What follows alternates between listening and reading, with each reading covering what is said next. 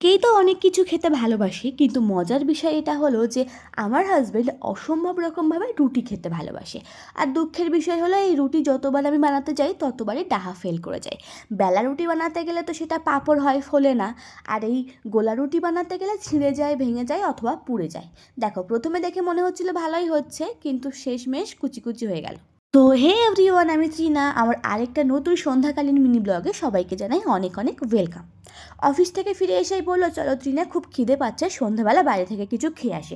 আমি বললাম, ঘরে চিকেন আছে, ভাত আছে, কিছু একটা খেয়ে নাও। কিন্তু এই ঠান্ডার মধ্যে বাইরে আমি যেতে পারবো না। ও বললো, ঠিক আছে, ঘরে যেহেতু আটা আছে তাহলে তুমি আমাকে 2-4টে গোলা রুটি বানিয়ে দাও, মাংসের সাথে খাবো। খুব ভালোই হলো জানো তো।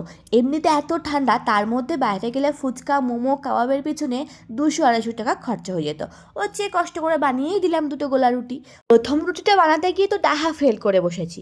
তারপর দেখলাম আর 2টো রুটি মোটামুটি ভালোই হয়েছে। এই প্রথম ক্যামেরা অন করার পর আমার রুটি বানানো ভালো হলো। যাই হোক, ভালো মতো একটু ভাজ ফাজ করে একটা পেঁয়াজ কুচিয়ে দিয়ে ওকে সার্ভ করে দিলাম। আজকে বাবু তো খুব খুশি, সন্ধ্যের টিফিনে পেয়ে গেছে রুটি মাংস। আমার আবার বাবু এসবে একদম পোষায় না, যত যাই হোক আমার 3 বেলা ভাতই চাই। তো আজকের ভিডিওটা এই পর্যন্তই।